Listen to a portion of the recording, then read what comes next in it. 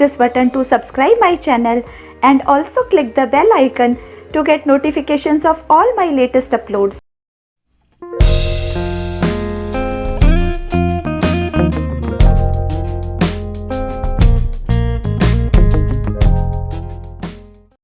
Hello बच्चों, welcome to my channel. आपका इस वीडियो में स्वागत है। इस वीडियो में हम नंबर सिस्टम की एक्सरसाइज 1.2 डिस्कस करेंगे। पिछले वीडियो में हमने रैशनल नंबर्स डिस्कस किए थे और रैशनल नंबर्स डिस्कस करते टाइम मैंने एक क्वेश्चन आपके लिए छोड़ दिया था। उसका आंसर है इरेशनल नंबर्स। इस वीडियो में हम इरेशनल नंबर्स ही डिस्कस करेंगे। चलिए स्टार्ट करते हैं exercise 1.2। Exercise 1.2 Question number 1. State whether the following statements are true or false. Justify your answers. आइए पार्ट 1 देखते हैं। Part 1. Every irrational number is a real number. हर एक irrational number एक real number होता है। आइए इसके ट्रूथ चेक करते हैं इनकी डेफिनेशन से। यहाँ पर मैंने irrational numbers की डेफिनेशन लिखी है। A number is said to be irrational if it cannot be written in P upon Q form, where P and Q are integers and Q is not equal to 0. यहाँ पे हमें cannot word पे ध्यान देना है। जिनको हम P upon Q form में लिख लेते हैं उनको हम rational numbers कहते हैं, लेकिन irrational numbers वो हैं जिनको P upon Q form में हम नहीं लिख सकते हैं। जैसे यहाँ पे मैंने कुछ irrational numbers के एग्जाम्पल दिए हैं। अब real number की डेफिनेशन देखते हैं। Real number, The collection of both rational and irrational numbers are known as real numbers. Real numbers की collection में rational और irrational दोनों तरह के ही numbers होते हैं। यहाँ पर मैंने कुछ example भी दिए हैं। तो हमारा statement था every irrational number is a real number. हर एक irrational number real number होता है। ये statement सही है क्योंकि रियल नंबर्स में रैशनल और इरेशनल दोनों तरह के ही नंबर आ जाते हैं, लेकिन इसका कन्वर्स सही नहीं है। हर एक रियल नंबर इरेशनल नहीं होता है, कुछ रियल नंबर रैशनल भी होते हैं। आइए अगला देखते हैं। पार्ट 2.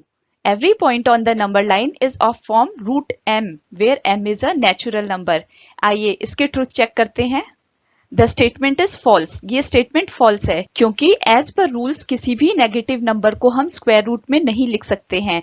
पॉजिटिव नंबर अगर हमारे पास है, जैसे यहाँ पे मैंने √9 लिखा है, तो ये एक नेचुरल नंबर है।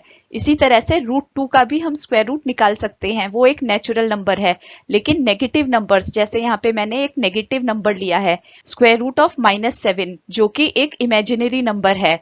इन नंबर्स के बारे में हम हायर क्लासेस में पढ़ेंगे। ये कॉम्प्लेक्स नंबर होता है, ये नेचुरल नंबर नहीं होता है। इसलिए ये स्टेटमेंट फॉल्स है कि every point on the number line is of the form √m, where m is a natural number. This is false because number line पर ऐसे पॉइंट्स भी होते हैं जो जीरो के नेगेटिव साइड में होते हैं, जिनको हम नेगेटिव नंबर्स कहते हैं। So every point on the number line is of the form √m, where m is a natural number is false.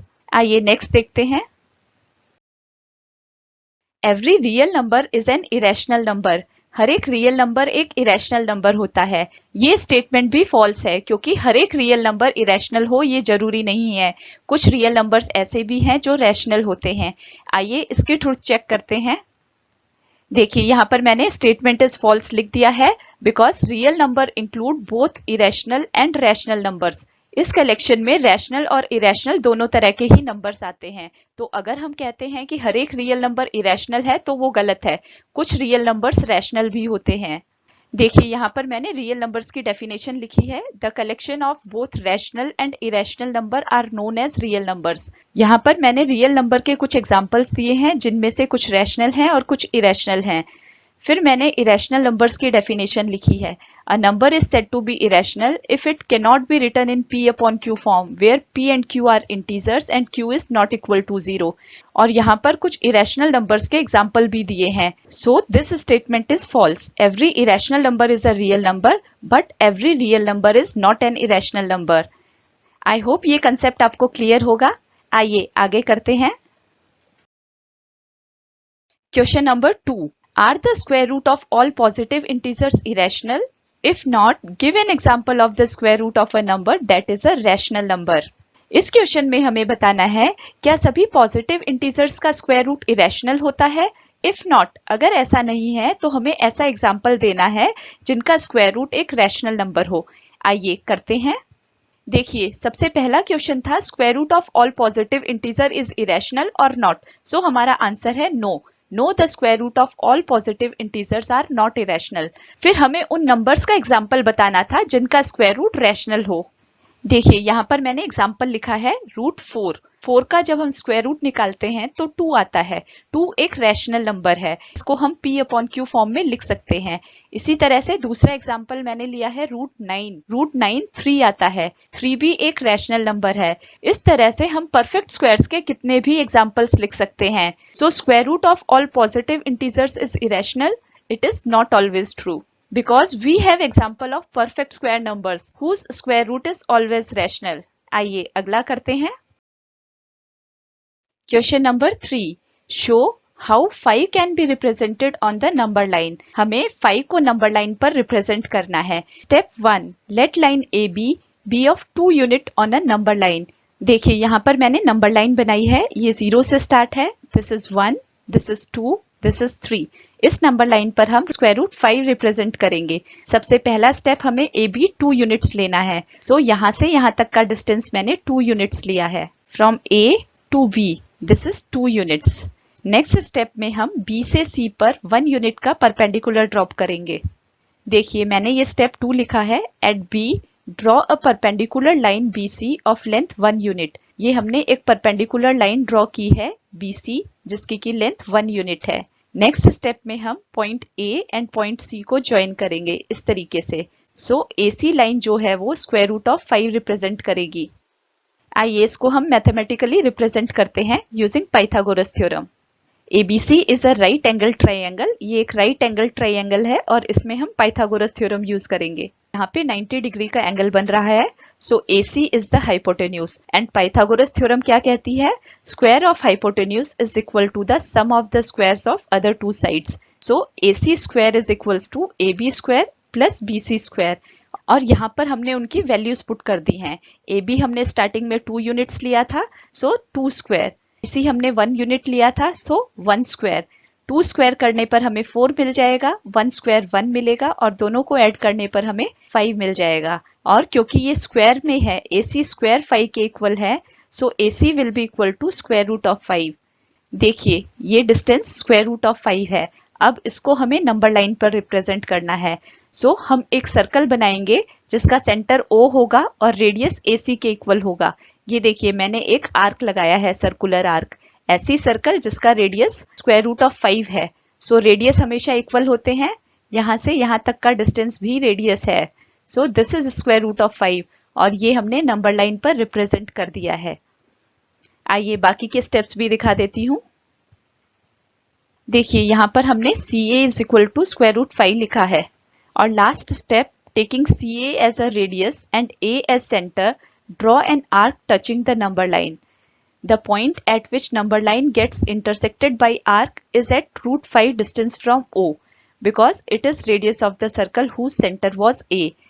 देखिए यहाँ पर ये A सेंटर है और ये एक सर्कल हमने ड्रॉ की है जिसके ये दोनों रेडियस सेम है। ये स्क्वायर रूट 5 है तो ये वाला भी स्क्वायर रूट 5 होगा। आई होप आपको समझ में आया है। आइए अगला करते हैं। Question number 4, classroom activity, constructing the square root spiral. Take a large sheet of paper and construct the square root spiral in the following fashion. Start with point O and draw a line segment OP1 of unit length. Draw a line segment P1P2 perpendicular to OP1 of unit length. See figure. देखिए यहाँ पर हमने OP1 लिया है, this distance is 1 unit. And उसके बाद P1 P2 perpendicular drop किया है, ये भी 1 यूनिट है। और जैसे पिछले क्वेश्चन में हमने डिस्कस किया था पाइथागोरस थ्योरम यूज कर ये डिस्टेंस हम फाइंड करेंगे।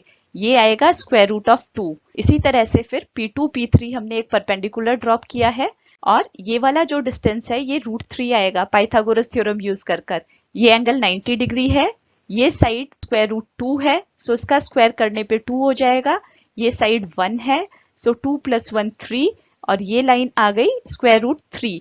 इसी तरीके से हमें आगे करना है। Then draw a line segment P3 P4 perpendicular to OP3। Continuing in this manner, you can get the line segment Pn-1 Pn by drawing a line segment of unit length perpendicular to OPn-1।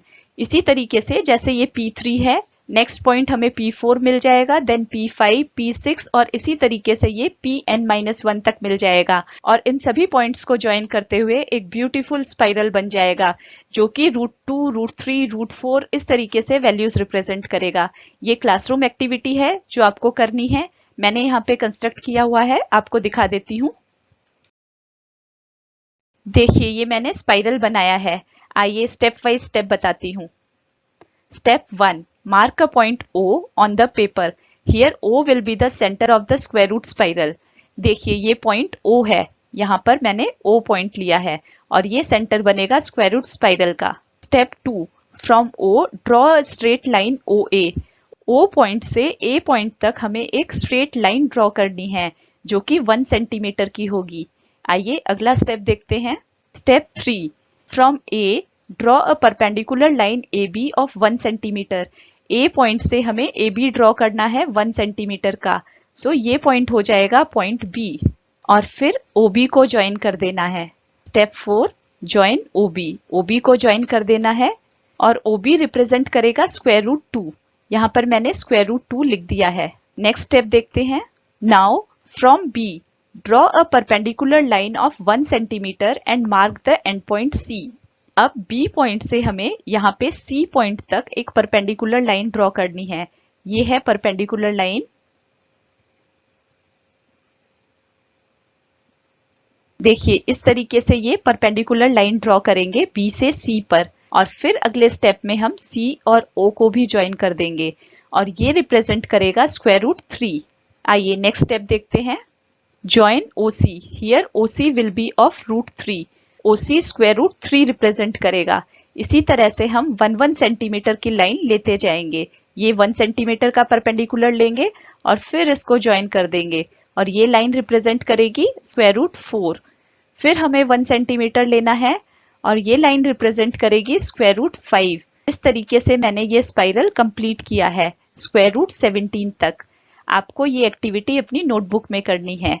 इस exercise में बस इतना ही। I hope ये exercise अब आपको clear हो गई होगी।